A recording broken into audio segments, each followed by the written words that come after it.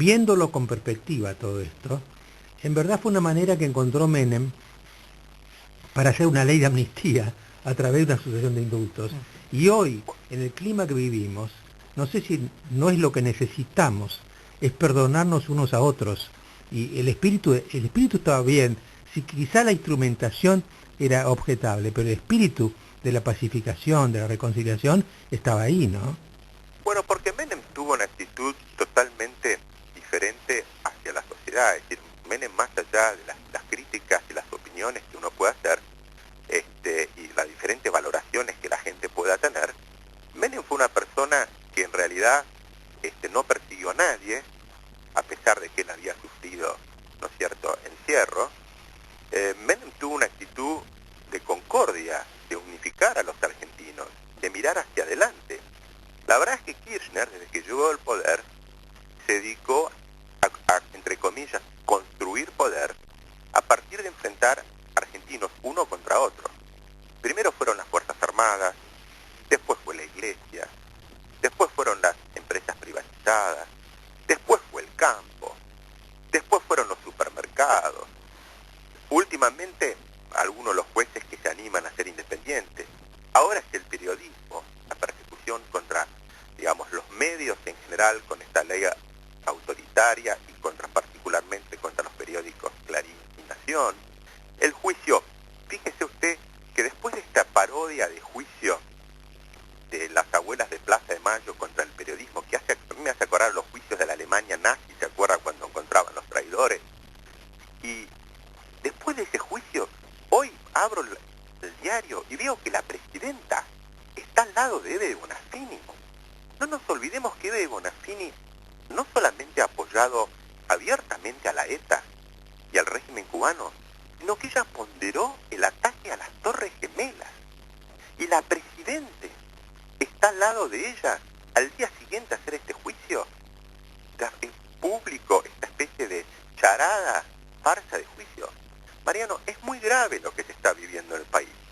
Tenemos, además de la degradación de las instituciones, la presión que se ejerce sobre los jueces, la Corte que está borrada. El presidente de la Corte habla muy bien en los discursos, habla muy bien cuando va a Mar del Plata, habla muy bien en los seminarios sobre la seguridad jurídica y la independencia del Poder Judicial. Pero fíjese, no hay un solo fallo de la Corte en un tema que importa al gobierno en donde le ha puesto los límites.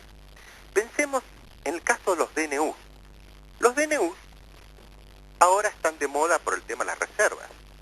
La gente se olvida que ¿se acuerda del DNU de los superpoderes presupuestarios que le permite al jefe de gabinete a su antojo cambiar partidas presupuestarias pasando por arriba al Congreso? Hay una causa judicial que se planteó la inconstitucionalidad. Esa causa está en condiciones de resolver y está cajoneada en la Corte hace como 2 años. Y claro, el tema, José, es que si yo no me equivoco, la Corte Suprema es el único tribunal que no tiene plazos, ¿no? Es decir, que puede dejar dormir un expediente indefinidamente. Claro, pero una cosa es que no tenga plazos legales y otra cosa es que no cumpla su rol. Fíjese lo que pasó en el caso de los DNU de las reservas. ¿Se acuerda usted? Hubo un primer amparo en donde la jueza Sarmiento y la jueza Rodríguez de Vidal dijeron que eran inconstitucionales esos DNU. Después, ¿cuál fue la maniobra del Ejecutivo? El Ejecutivo lo que hizo fue dictar un nuevo DNU, que prácticamente era idéntico al anterior, excepto que obviamente el número de decreto cambiaba. Y entonces, ¿qué es lo que hizo la Corte? Dijo que como se había derogado el primer DNU, la cuestión era abstracta.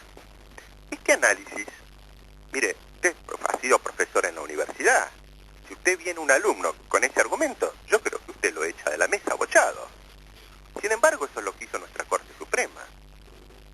Por eso le digo que la Corte hay un amigo mío dice, tiene un buen lejos. ¿Qué quiere decir esto? La Corte es una excelente constructora de su imagen, pero no pasa de ahí. La Corte no está poniéndole límites, no cumple con su rol de garante de la Constitución, no defiende los derechos de los ciudadanos, más allá de un tema menor, entre comillas, políticamente correcto. La Corte no defiende a los propios jueces que están sufriendo elecciones. Y entonces tenemos esta combinación de degradación institucional. Hay una especie de el país se desliza hacia un autoritarismo cada vez más evidente, en donde nos estamos asociando a lo peor del mundo. Y realmente hoy es hora de que los argentinos tomen real conciencia de que si no se pone un límite, hoy le toca a Martínez de Oz, mañana le toca a los periodistas que han sido atacados en la Plaza de Mayo ayer y que la presidenta se saca una foto al lado de su atacante. Con ese mismo argumento volvemos a las cárceles del pueblo con estos tipos de juicios políticos. Estamos a un paso de que este autoritarismo desemboque en cosas peores, porque el gobierno con su insidia, con esta conducta permanente de alentar el enfrentamiento y el antagonismo, lo que está instalando son semillas de violencia. Lo que está pasando en la Argentina es terrible.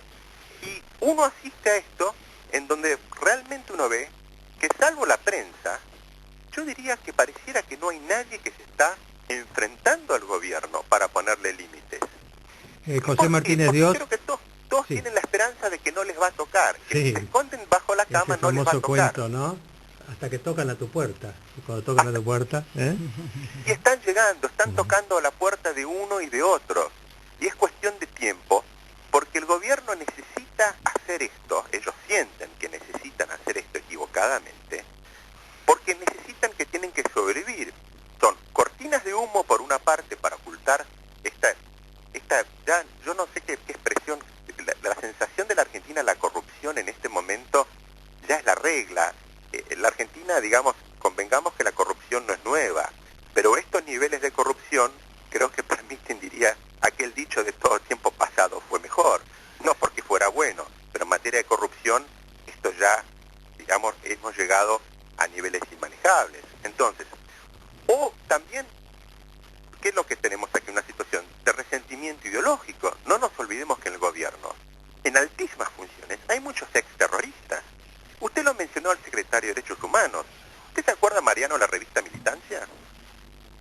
Sí, me acuerdo, por supuesto. Bueno, el secretario de Derechos Humanos, Eduardo Luis Duhalde, era el director de esta revista. En esta revista, yo la tengo prácticamente completa, se promovía y se hacía apología de violencia, se hacía la apología del terrorismo.